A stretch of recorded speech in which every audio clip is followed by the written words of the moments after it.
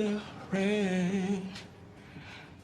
Can't stop the rain. This crazy motherfucker. I can't stand the rain against my window. I can't stand the rain.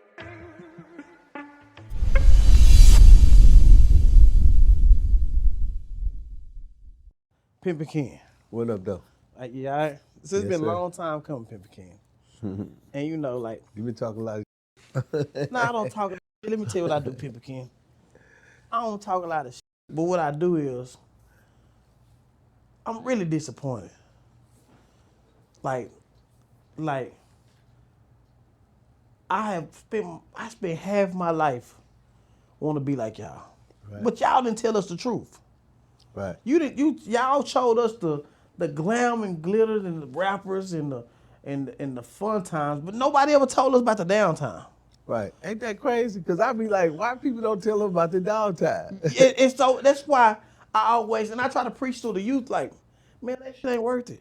Did you see my Breakfast Club interview? You heard what I told Charlamagne? What you tell them? I said I denounce pimps up, hoes down, and I denounce American Pimp because it sent a lot of young men to prison because they want to be like us and to be like somebody that you ain't got the experience. It's like trying to be Mike Tyson or Floyd Mayweather without the training and go in the ring. I'm guaranteed a knockout. I'm going to get knocked out. Right. And if you don't know the game and you get in the game and you don't know what's going on, you guarantee a penitentiary or a death sentence.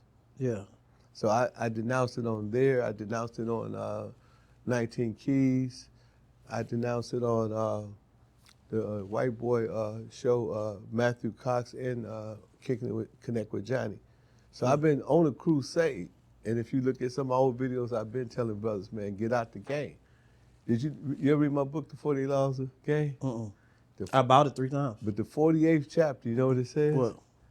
Don't believe the hype. Get out the game. That's 48 chapters we had to read. We should have put that number one. No, because the reason why you want to put it at the end because it's not talking about the game. My whole book is about business. That's why it's in the self-help department of Barnes and Nobles. So at the end, I tell everybody, don't get in the game. Guess what everybody do? What, get in the game? Get in the game. Everybody, now I read your book and gave me a lot of game. Because you Pimpen Ken. You got done one and you got Pimpen Ken. Right. Like in that order. And so it's like, why would you come now and denounce it? Because, you ever see Scarface? Right.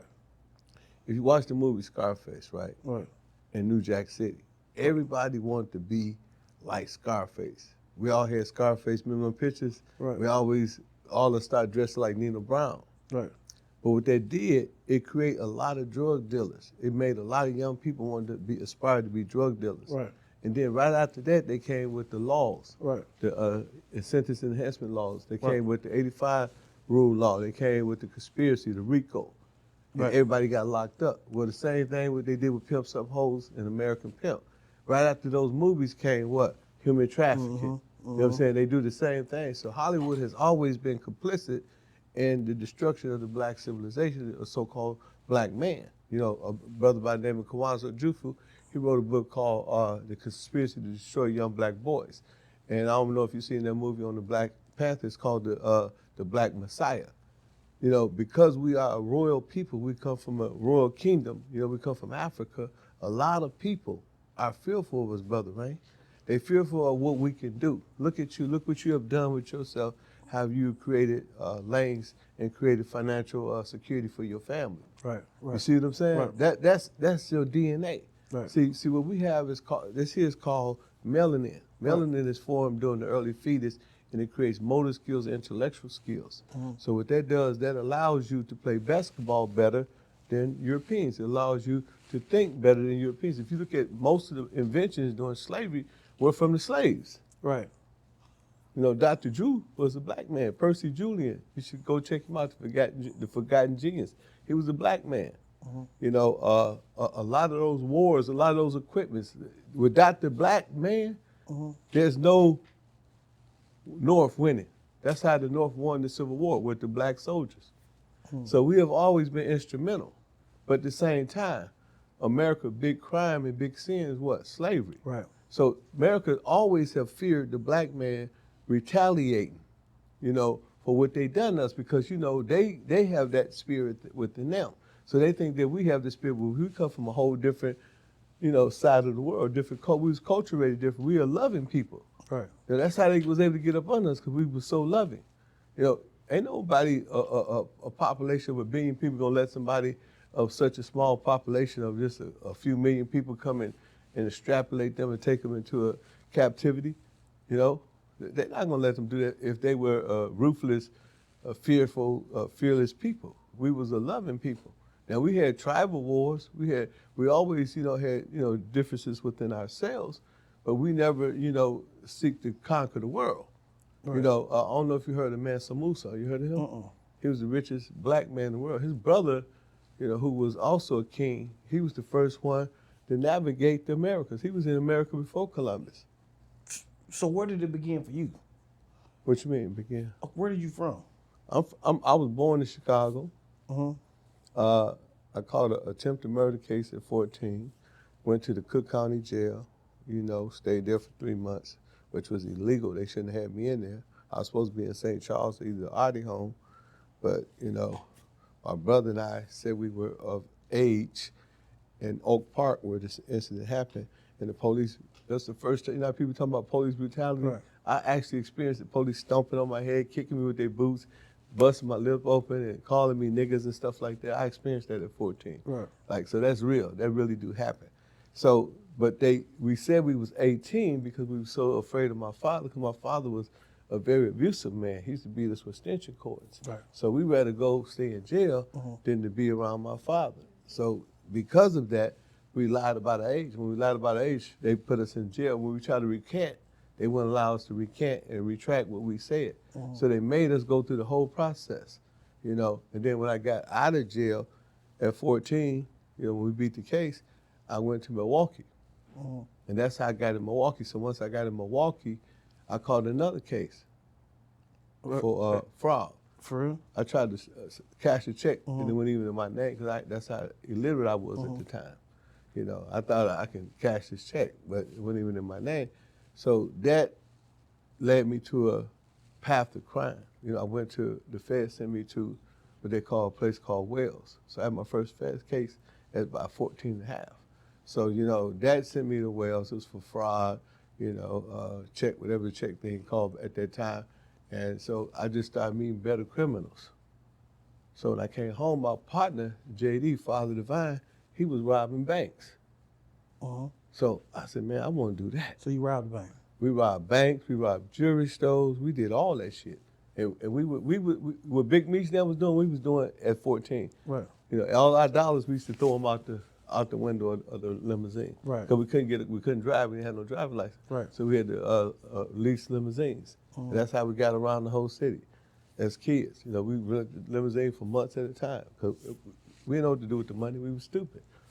So then that transferred to me going back to jail. So when I come out, the same dude, Father Vine, he wasn't robbing banks anymore, he was pimping. At what age did you get your first bitch? 16, he gave me my first bitch. He gave it to you? He gave it to me. Well, he had 3 bitches, one named Cheryl, Kim, and Red. So he asked me which one I want. I said, I want the one that's light, bright, damn that white with the pussy candy stripe. So you told him that? That's what I told him. Where did you learn this? Because my sister had a boyfriend named Mario, and Mario used to always be ripping and rhyming, and so I used to be sitting there. I used to follow him around the house, man, show me how to do that. So he showed me how to rip and rhyme, so I learned how to talk real slick. Yeah. And then in Milwaukee, it's like a real slick town. There's a lot of pimps, so you learn from them too, right? Yeah. So that's how. Then in jail, all we do is practice slick shit. Yeah. I'm gonna be the biggest pimp. It's crazy shit you do in jail, right? And that's how I ended up getting that title. So he gave me, her name was Dirty Red. Right. So she was 24, I was 16. Right. So that's how I ended up getting the pimp. And then a brother by the name of Star Child, he was like a real official pimp. Him and his whole family was pimping, all his brothers. And his brother Rob, T, all them niggas was pimping. So they took me in, because my man, Father Divine, he went to jail because an older nigga tried to rob him, so he shot that nigga in his neck and paralyzed him. You know, and then when he shot him in the neck and he paralyzed him, he ended up going to jail. He was 17. You know, he was my road partner. You know, we both came from Chicago, so he went up the creek. So now I'm with these older niggas. So I'm in the house with these niggas. They tooting cocaine and heroin. I'm like, what the fuck is these niggas? These niggas is some J's. Right. You know, I call, and I say Junkies, junkies. You know, some of these niggas is J's. So I'm tripping on these niggas. They doing all this shit, and I'm like, man, I just want to go back to hustling. Yeah, I'd rather rob banks, man. I don't think I want to be no pimp. So I went back to hustling, right? But Stat Child taught me how to knock a bitch. So I knocked him for his bitch. Her name was Bridget. Right. And that's when all the older niggas like, man, this shit gonna be good. He gonna be a good pimp. At the time, you know, I didn't know. I tell people all the time, I didn't know I was pimping Ken until pimps up, hoes down. I didn't know all that slick talking and all that dressing and shit really impressed people. It was just what I did every day. Yeah. You know what I'm saying? So that's what made me, you know, the dude I was. So now you got to mind you, I went back to prison. So when I went back to prison, after I got the game, this time I was like, man. Why you go back to prison? For robbing the bank. Oh, so you actually have got charged for robbing the bank? Yeah, they gave me. How old was you? I was, I think I was 19. What was the most money you ever got from a bank? We got 50,000, 60,000, 80,000. You know, it was. See, a lot of niggas don't know when you rob a bank, the way we was robbing, we didn't rob them with a gun. We take a bag of change, like $500 worth of pennies, and we give it to them, and they'd take it back there. They got to put it in the counting machine like I do at Walmart. Right. So while she back there counting the pennies, we were going to drawer, but we was fucking up. We was getting the first drawer. The first drawer would be like 2,500, 3,500, you know. But the second drawer is where they kept all the hundreds and the 50s and the 20s. So we learned that by accident. So we started hitting that second drawer. You know, then we just started having a whole lot of money. You know, I bought my first Benz. I was about 19. So it never was aggravated robbery. No, what made it robbery was. Cause you like y'all was just stealing. Yeah, we was stealing. That's why they was mad at us. They couldn't really give no of us a bunch of time. But what made it bad was the last one I did. This is the last one. This is what I get caught for. Yeah. They had me on cameras and shit. So when the bitch came, I'm in the drawer getting the money. I looked at her. That's all I did. And the feds called that intimidation. And they went from misdemeanor to 20 years. That's crazy, ain't it? Just for you looking at Just in the feds, you can't look at. If you rob somebody, you can't look at them crazy. You can't show no aggression or nothing. Any aggression turns it into a real robbery. So you would have been good just on a misdemeanor. I was. That's why they could never do nothing to me. They were always, you know, especially, you know, we go in there, we spend two or 3 months. So that's why they called our crew. I'm gonna show you some pictures of all my crew, man. With, man, millions of dollars for jury. You know, our crew was like, they used to call us the Hillside Boys and the Latin Boys. Right. But our crew was so powerful because we was the youngest nigga in the city that was having more money than drug dealers. Imagine, a drug dealer got to buy a key, he flip it, he gonna make a $10,000 profit. We going getting 60, 70,000 one profit. You know what I'm saying? So our profit was always big. Yeah. You know, then we was giving the money away. We bought jewelry. I can show you some pictures when we was kids. We had custom jewelries. I got all this shit in my phone right now. I'm gonna show you, prove to you. We had custom jewelries at a very young age because we didn't know what else to do with it. And we was following the old pimps. So when I came home, you know, now I'm a more intelligent criminal. I didn't hung out with the old niggas. How long did you do? I did 5.5 years the last bit. It's 5.5 years. So you got out at 24. Yeah. So you get out. What's your next move? I get out. I had this bitch named Nancy that I was crazy about. She was a dancer before I left. So I went and I found her. My partner, same dude, named JD. He had boosting hoes. So she had a friend named Curlin who was a booster. So I ended up knocking her. So I had her and Nancy. Then later on, I got another girl named Tangy. So we just doing Milwaukee hustling shit. It wasn't really no mash and pimping type shit. You know, we was breaking the bitches. They was dating and shit, catching tricks. Yeah. So it wasn't really popping.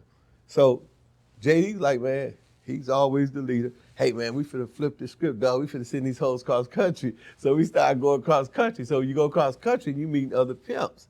You know, and niggas like, man, we do it like this here, we do it like that there. And I loved it. Jay didn't like it because Jay he's reclusive. He's like a he a loner. He don't like being around niggas. You know what I'm saying? Because he a gangster. You know what I'm saying? So he don't want to be around all these niggas. I'm loving it. Yeah. I'm like, man, you see me in Big T's. I love people. So I'm like, man, I'm gonna do this shit. So I just started fucking with all the pimps. And then, I learned the international rules. Then once I learned the international rules, I said, man, these bitches, they dancers. And this bitch here, she's a booster. I'm going to give me a real hoe. And that's when I got my bottom When you say bitch. a booster, you talking about like Somebody to steal clothes and steal shit. Nigga, you was pimping boosters? Yeah. Boosters, dancers. I heard you saying boosters, but I'm not talking about the people, the women that's stealing. So you would send a bitch in the store to steal some clothes? No, she would go in the store, she'd do all her stealing, then she'd go sell it and bring me the money back. So it ain't all about sex. But it was in our era. Back then, a lot of niggas had both boosted bitches. All pimps have a bitch that would steal and they would dress all their hoes and shit. That was just some shit that niggas did back in the day. Right. Like dancing was like something that nigga do if he couldn't, it was no track. So you got to send the bitch somewhere to get some money. So but I eventually became a track pimp. So I traveled all over the world, and I went to every track, back when they was having hoes on Harry Hines, driving the cars and shit. I was in that era, with a lot of, great Dallas guys. I don't want to say no names on camera, but they were some cold niggas, you know what I'm saying?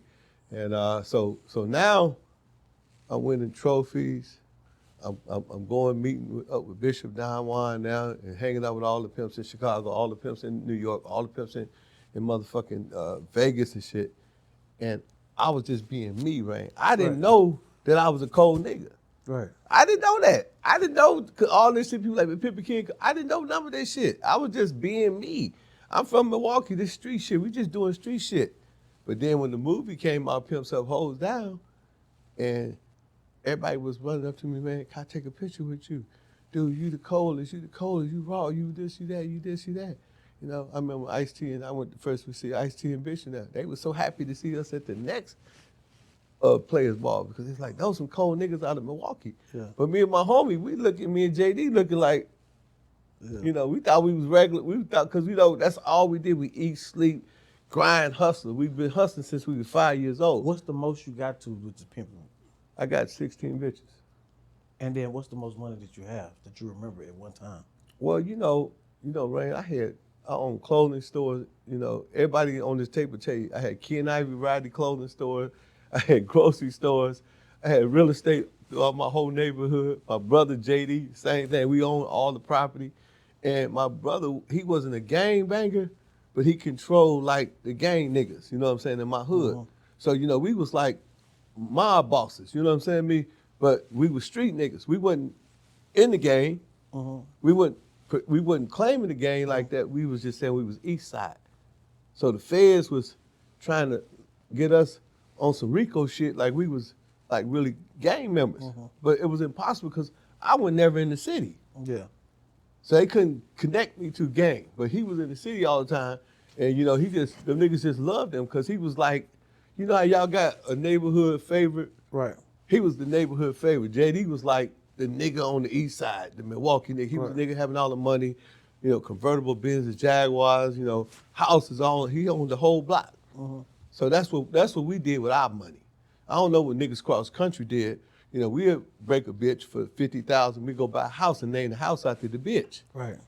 Oh, the bitch CC bought this house. This CC. This house named CC. This house named Tangy. This house named Tony. This house named Nisi. You know what I'm saying? That's how we thought as a young nigga. And nobody taught us this. That just was in our own head. We created our own way. Yeah. When we came out Bishop now, we didn't have, custom suits like that. They had designer suits. We had Armani. Yeah, we had Versace. Yeah. You know what I'm saying?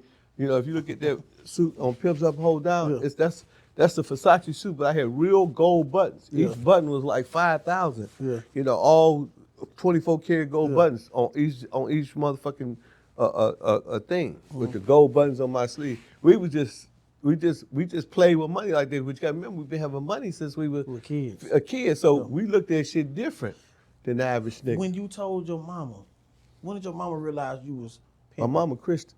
So when did she realize you was pimping? See, my daddy was a player too. My daddy was in the game. He was pimping and shit. Yeah. So my mama knew the game. He just never pimped on her because they came from Mississippi together. Right. You know what I'm saying? They came from Oxford, Mississippi, and my Uncle Greasy, but they end up being players, you know, crap shooters and sell heroin and all that type of shit. So them niggas was street niggas. So we grew up with the street shit. All the street niggas came to our house. Right. Because my daddy was a player. He was top, they called him Johnny Slick, Right. you know, home Milwaukee knew him. So, you know, we grew up with that type of shit. So my mama, she used to just say, I'm gonna be a preacher. She said, boy, you're gonna be a preacher. Yeah. You're gonna save people all over the world. People gonna know you all over the world. You know, so she put that in my head. Little did I know they're gonna know me all over the world, but they're gonna know me for pimping. So did your parents ever see you on top? Yeah, my mama living. My mama 86. And what about your dad? He died about 10, 15 years ago. My dad seen Pimp Up Hoes. He the one told me I was stupid for doing Pimp Up Hoes down.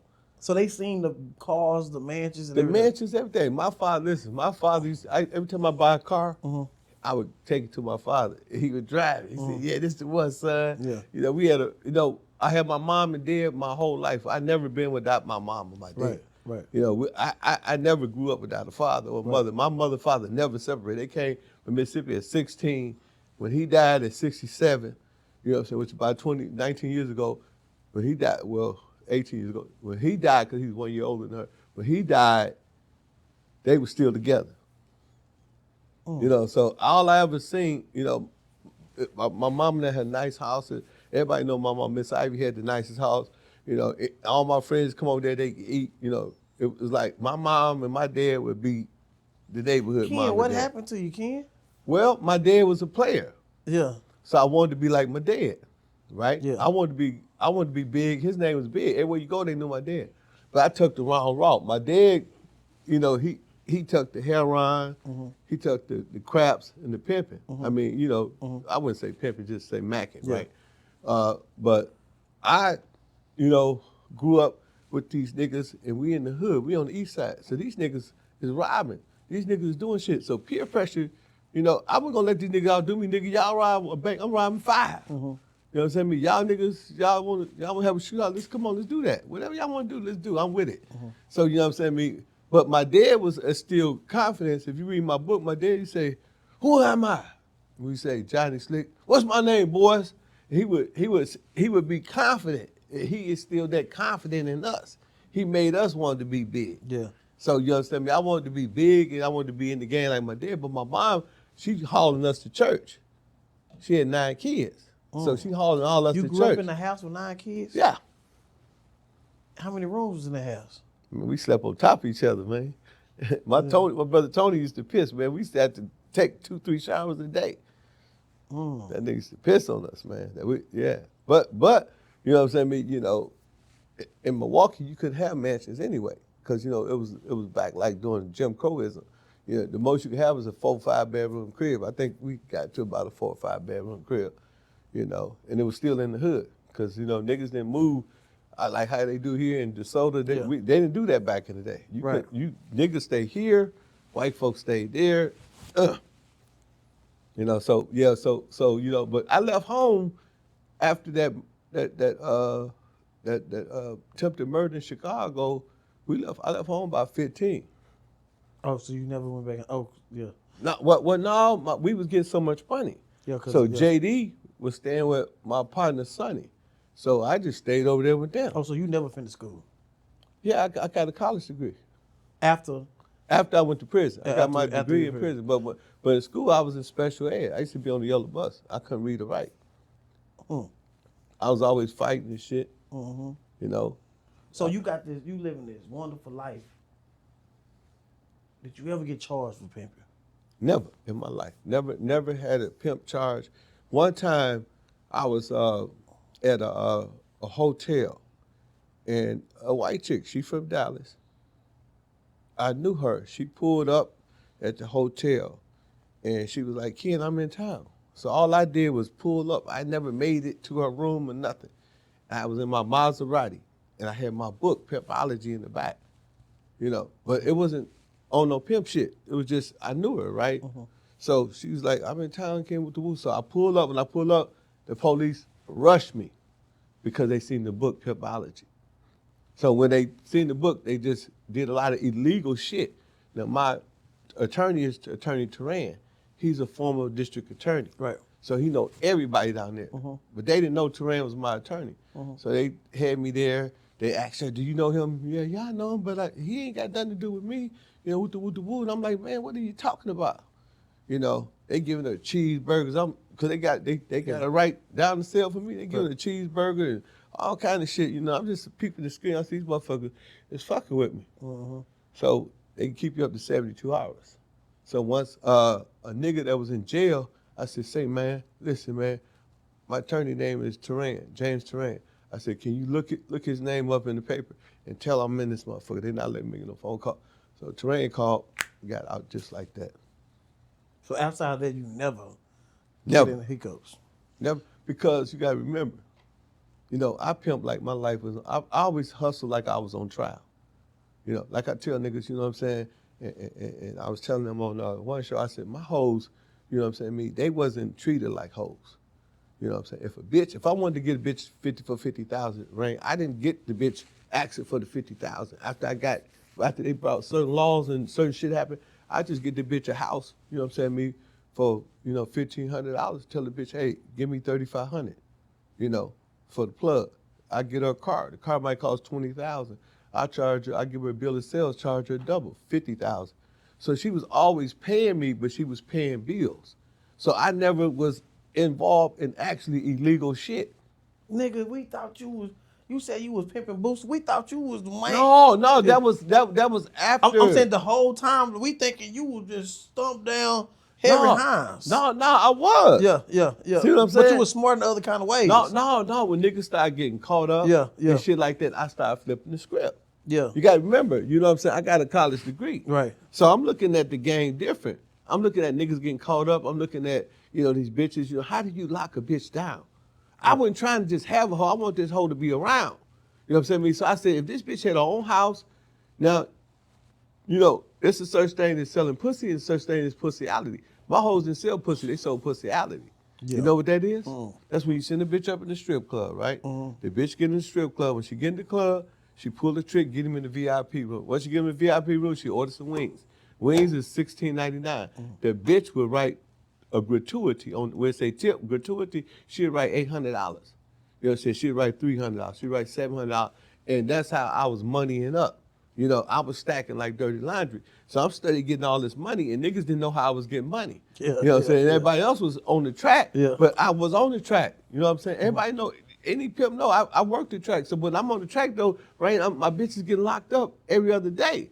I'm giving the town more money than I'm giving myself. You understand me? And nobody ever told on you. And then broke ass, dusty ass niggas that ain't got a bitch out here sweating my hoe. And then, you know, I was a gangster, so I like, nigga, don't sweat my hoe unless you set a hoe. I said, nigga, if you ain't got no hoe, nigga, don't be sweating my hoe, my nigga. You know what I'm saying? And you had to let niggas know that because you got broke niggas that's really ain't no pimp that's trying to be in the way. You know what I'm saying? Don't even know how to manage a hoe. You know what I'm saying? Let's know manage the motherfucking self. They playing with the game. So you understand? It got to all that, and I was in D.C. I had a Rolex I just bought. It was a president. I bought it from Jake. I paid $100,000 for it. It was a presidential Rolex, and the police took me in jail. They took my Rolex, and they took all the pimps to jail. They gave us a hoe case.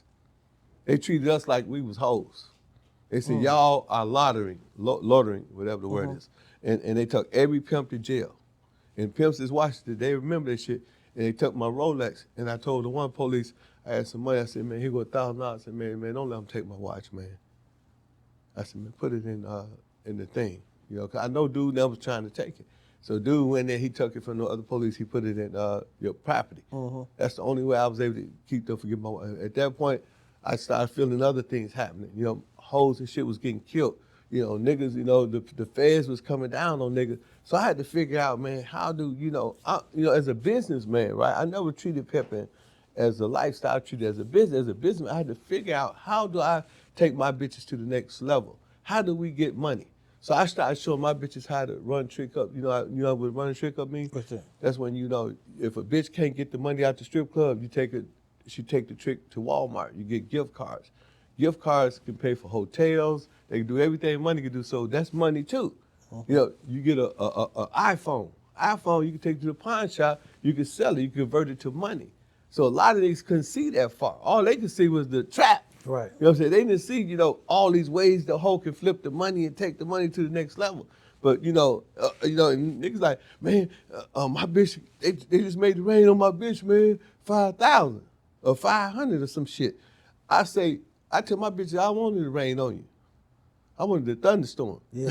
And the bitch say, what is thunderstorm, daddy? I said, thunderstorm, when you get that trick in that motherfucking room, ain't no other motherfucking hoes. All these bitches is competition, bitch. Get that motherfucker in the VIP room. When you get him in the VIP room, it's only you and that trick.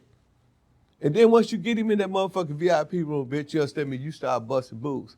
And the bitch gonna tell the trick, hey, I'm gonna fuck the shit out you. But she paying the security guard $100 to keep coming back there checking on her.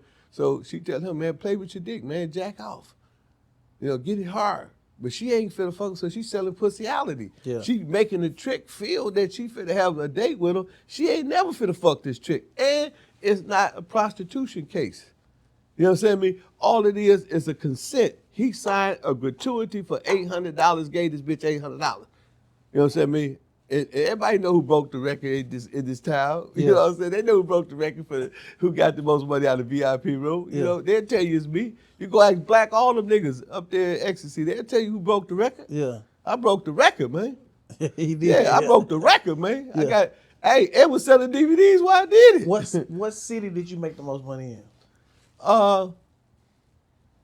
Dallas.